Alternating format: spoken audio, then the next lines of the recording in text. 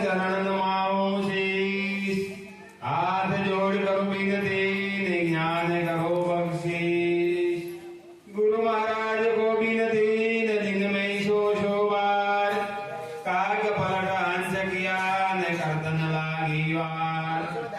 સો ચંદવા ઉગવે ને સૂર્ય ઉગે हजार, इतना चंदवा होता ने गुरु बिन घोर अंधार. बोलो सतगुरु महाराज ની જય હો. આજે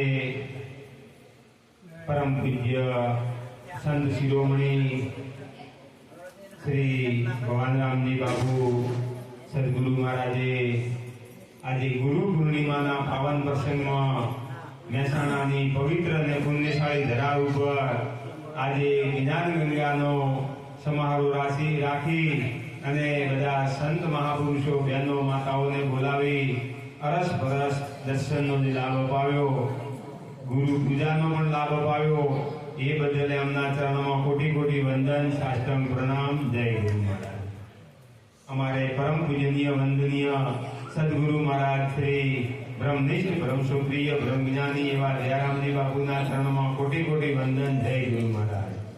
તથા સુજનીપુર નિવાસી ધનારામજી મહારાજને કોટી કોટી વંદન, તથા ચમનજી મહારાજને કોટી કોટી વંદન, મફતરામ મહારાજને, વનરાજભાઈ મહારાજને, દરેક વધારેલે સંત મહાપુરુષોને, માતાજી કોંતાબાને, જડીમાને ચરણોમાં સીતાબાના કોટી કોટી વંદન. જય ગુરુ મહારાજ.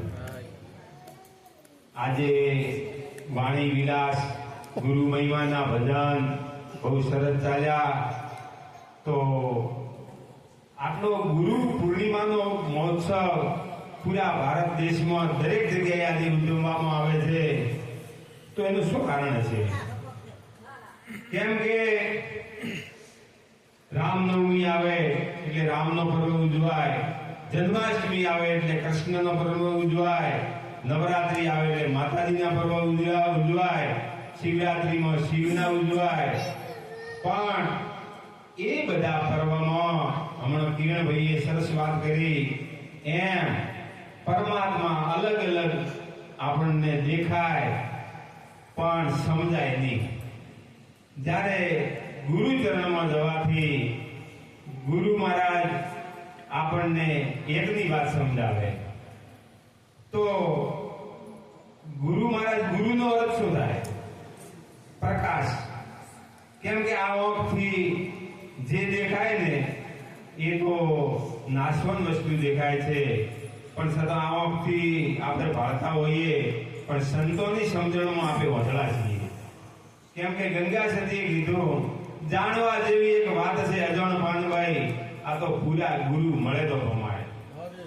આવી એક અજણની વાત છે એ જ્યારે આ સદગુરુ ચરણમાં ન જવા હોય ત્યાં સુધી સમજાય એવી નથી.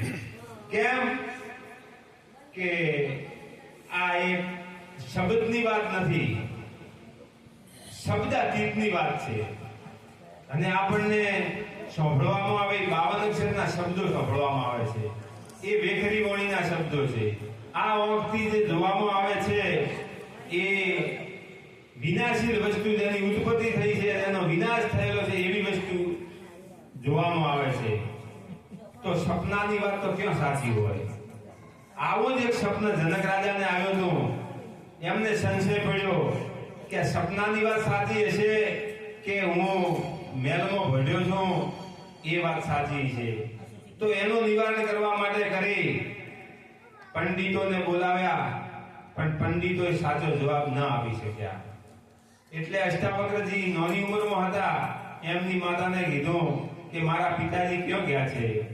તો માતાએ કીધું તારા પિતાજી જનક રાજાના દરબારમાં ગયા છે અને જનક રાજાને સત્ય સમજાવવા ગયા છે, પણ સમજાવી નથી શક્યા અને કેદખાનામાં પડ્યા છે.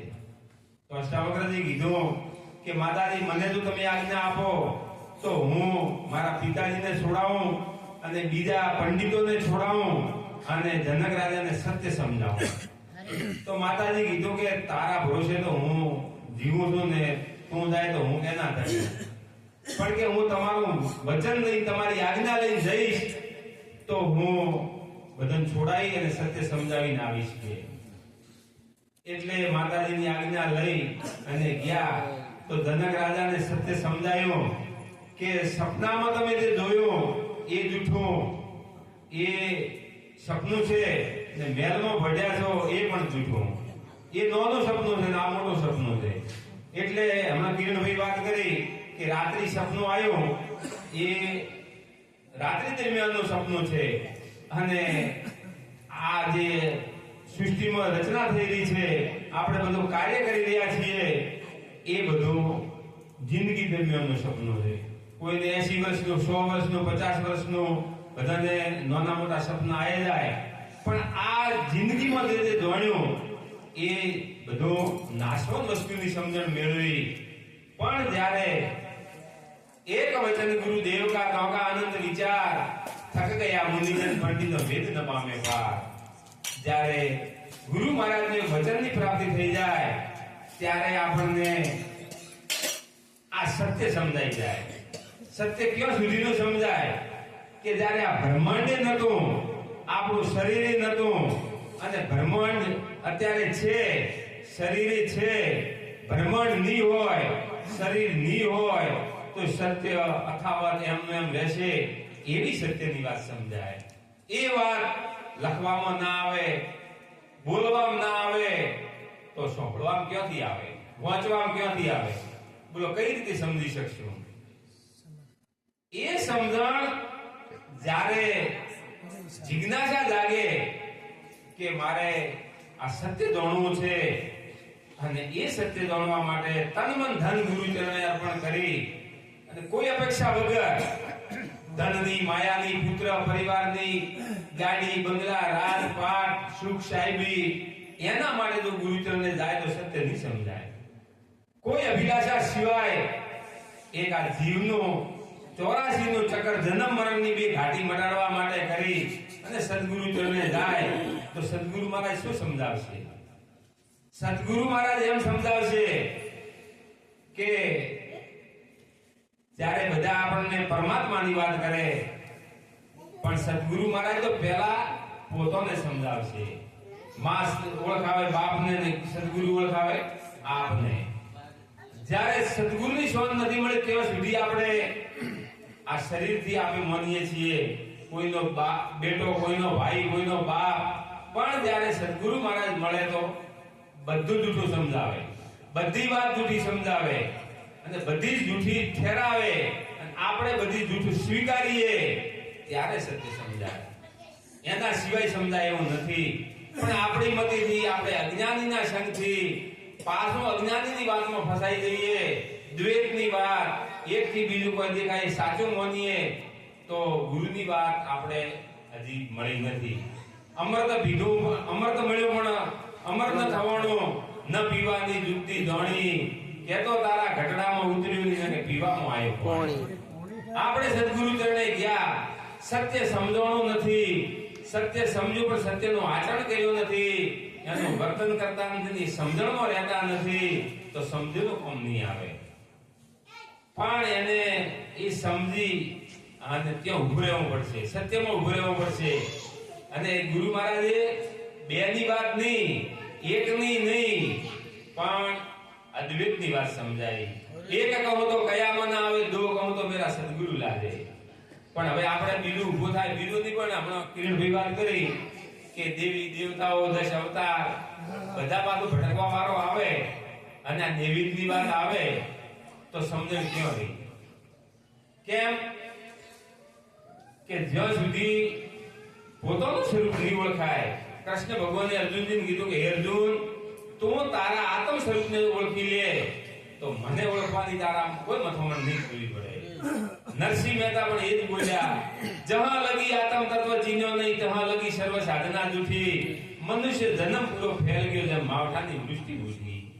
મીરાબાઈ એ જ કીધું, આત્માને ઓળખ્યા વિના લખ 84 નહીં મટે, બ્રહ્મણાને ભોગ્યા વિના ભવના ફેરા નહીં મટે. કેવળ આત્માની વાત સમજાઈ જાય તો પરમાત્માના આત્મા જુદા રહેતા નથી. અને જો કદાચ ગુરુચરણે જવાથી સમજણમાં ન ફોરફીટ બેઠી હોય તો હજી સદગુરુને પૂછી એના માટે આવા સત્સંગનો અભ્યાસ રાખી પણ એ સમજણમાં આપણે દરેકને આવવું પડશે. કોઈને આગા પાછું હોય તો સંતોના સંગમાં રહી અને એ સમજણમાં રહેતા રહેતા છેલ્લા શ્વાસે એ સમજણમાં હશે તો જન્મ મરણ મળશે, નકે મળવાનું નથી. હવે સમય મર્યાદિત છે. આપણે હજી બાપુને, અમારે ગુરુ મહારાજને, વનરાજભાઈ મહારાજને, બીજા અનેક સંતોને હજી વાણી વિલાસ સાંભળવાનો છે. આટલો કઈ વાણીને વિરામ આલું. બોલો સદગુરુ મહારાજ.